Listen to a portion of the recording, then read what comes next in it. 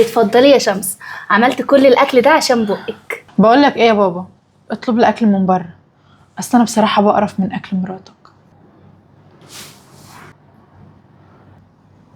إيه يا بنتي اللي انت بتقوليه ده؟ ليه بس كده يا شمس؟ دوقي بس من الاكل، والله العظيم كله هيعجبك. هو انت ما بتفهميش ولا ايه يا حبيبتي؟ بقول لك انا بقرف من اكلك. ايه ده يا بنتي؟ عيب كده، الكلام ده يتقال بيني وبينك. على فكرة انت لو دقتي الاكل بتاع اسماء هتلاقيه جميل جدا. انت اللي مش عايزة تدوقيه ومصرة. ما فيهاش مشكله يا عادل، يمكن مش بتحب الاكل ده. بصي لو مش عاجبك الاكل ده انا ممكن اشيله كله واعمل لك اكل غيره جديد. يا حبيبتي انا بتكلم عربي مش بتكلم لاتيني والله. بقول لك انا بقرف منك، مش شرط الاكل. ايه يا بابا، هتجيب لي الاوردر ولا اقوم امشي؟ طب يا عادل، انا هدخل الاوضه جوه، لو احتجت اي حاجه ابقى انده عليا. طب اتفضل يا حبيبتي. هنسنكم. اذنك معاكي يا اختي. يعجبك كده؟ يعجبك كلامك والفاظك الوحشة دي؟ بعد اذنك يا بابا ما تتكلمش معايا كتير، انا واحده بقرف منها والله بقرف. هو انت كلت اكلها؟ ده اكلها زي السكر. يا بابا انا بقرف من ايديها، الله اعلم هي ماسكه بايديها ايه او غسلت ايديها قبل الاكل ولا لا. لا يا شمس، القصة مش قصة اكل، قصة ان امك مسلطاك وجاية تعكنن عليا حياتي وتخرب بيتي وتخليها تتقمص وتزعل وتمشي. فاهمة؟ استفاد بايه يعني يا بابا لما اخرب حياتك؟ هي كده كده مخروبه.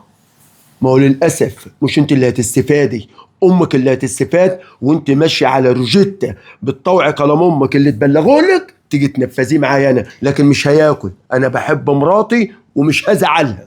والله متجوز واحده قد بنتك وبتقول مراتك؟ ده تسيبي الست الكماله الكباره اللي يعني رفعتك من الفقر وخليتك كده راجل ملوي هدومك وتتجوز واحده قد بناتك؟ مش مكسوف؟ اسيب امك؟ امك دي ما تتعاشرش، امك دي شيطان. وبعد كده تعالي هنا اظهري على حقيقتك، ها؟ هات اللي عندك. وايه اللي جاب اللي عندي؟ طب ما انا جبت كل اللي عندي. وبعدين بقول لك ايه، خلاص خليك يا حبيبي مع مراتك، انا قايمه وسايبه لك مخدره. مع السلامة، غرف 60 داهية انت امك. ما دام هتخرب عليها حياتي لا بنقص منها، اكل انا. يا حبيبة قلبي زعلانة ليه؟ حقك عليا. على فكرة انا ما سكتش وشحتها عشان ما ينفعش زعلك، انت ما عملتيش اي غلط. انا مش عايزه كل ده ولا عايزاك تمشيها ولا غيره. انا بس مش فاهمه شمس بتتعامل معايا كده ليه، كأن انا اللي ضرتها. انا عملت ايه يعني غلط؟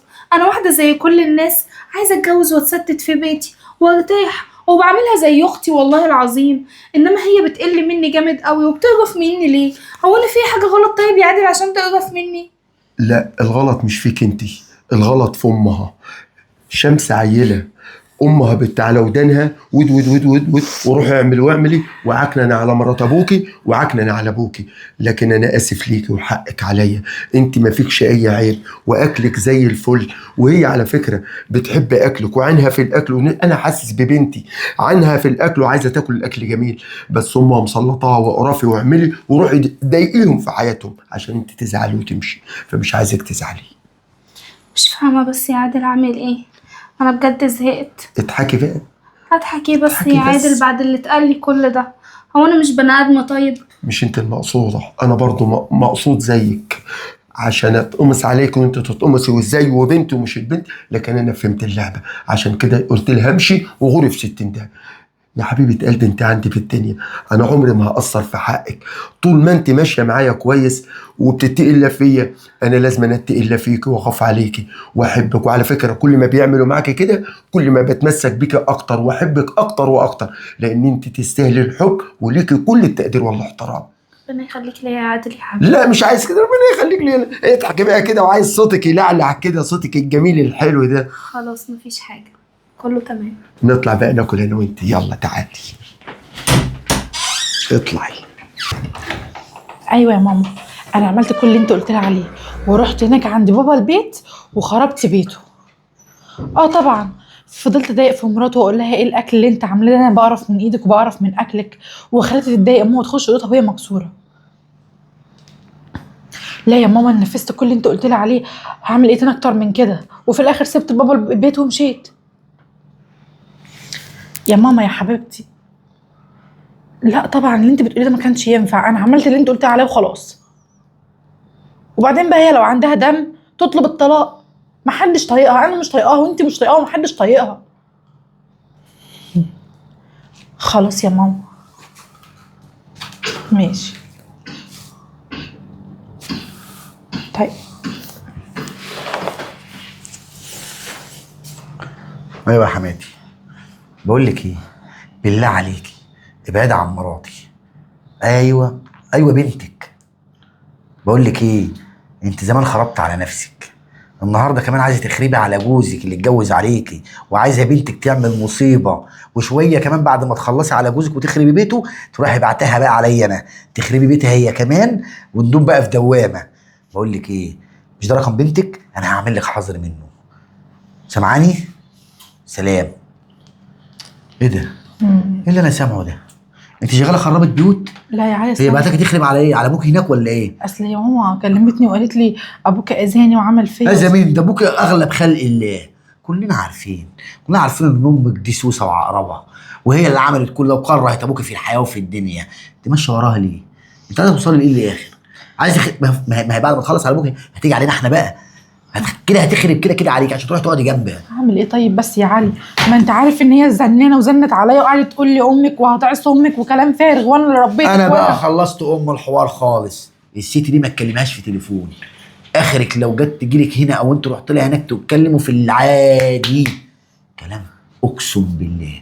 اقسم بالله يا شمس ما اعرف انك رحت عند ابوكي قلت حاجه هناك زعلت مراته، ولا لسانك هنا في البيت قال حاجه، قسما بالله ساعتها بقى انا اللي هخرب بيتي بايدي. خلاص يا علي، كده ما عادش اروح لبابا تاني، هسيبه لما يهدى مني وبعد كده يبقى يجي لنا هنا. انا ما عادش اروح له بيت تاني خالص. ايه ما بتشوفيش؟ مش شايفه الصح فين والغلط فين ولا صغيره؟ خلاص يا علي، انا قلت لك انا غلطت وانا فعلا غلطانه، بس اعمل ايه؟ ده انت لو تعرف ماما كانت عايزاني اعمل ايه كمان.